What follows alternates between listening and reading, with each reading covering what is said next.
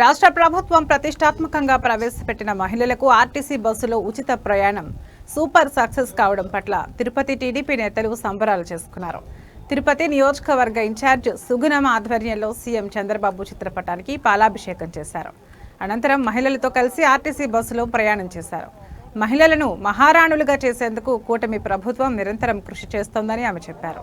Free బస్సుతో మహిళల ఆనందానికి అవధులు లేకుండా పోయాయని చెప్పారు. ఈ కార్యక్రమంలో డిప్యూటీ మేయర్ ఆర్సి మునికృష్ణ, నాయకులు దంపూరి భాస్కర్ యాదవ్, కుమారమ్మ, సూర సుధాకర్ రెడ్డి, బుల్లెట్ రమణ, బ్యాంకు శాంతమ్మ, రేవతి, సూర్యకుమారి, హేమావతి, కల్పన, జయంతి, రేఖ, జాహ్నవి, యశోద, లక్ష్మి తదితరులు పాల్గొన్నారు.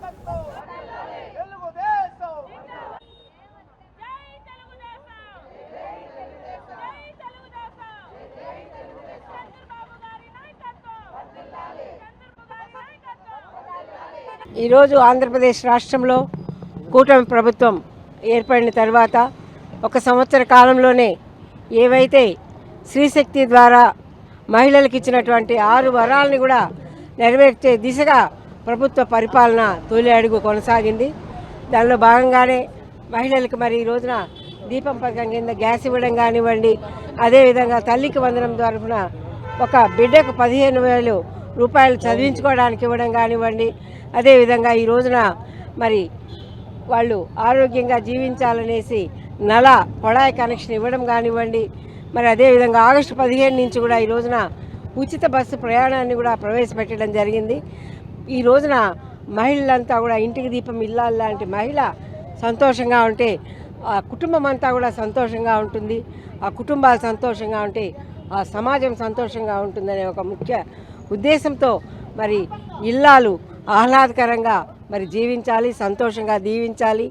ఎలాంటి మరి కుటుంబ బాధ్యత అనేది మర్చిపోయే విధంగా కూడా ఈ రోజున ఉచిత బస్సు ప్రయాణం ద్వారా మహిళలు ప్రయాణం చేసి ఏదైనా అవసరాలకైనా లేదు ఏదైనా ఆహ్లాదకరంగా గుడికి వెళ్ళాలన్నా, ఒక పార్కుకి వెళ్ళాలన్నా కూడా ఉచిత బస్సు ప్రయాణం వారందరికీ కూడా చాలా ఉపయోగపడుతుంది.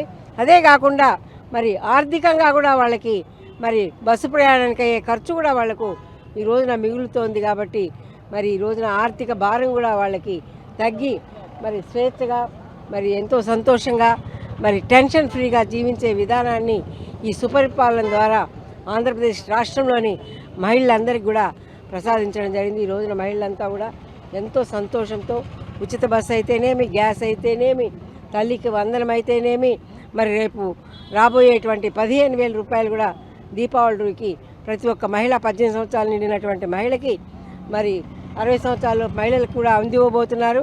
అదే కాకుండా ఈ రోజున బంగారు కుటుంబాలను ఐడెంటిఫై చేసి దాదాపు తిరుపతి నగరంలో 7,000 బంగారు కుటుంబాలను ఐడెంటిఫై చేయింది.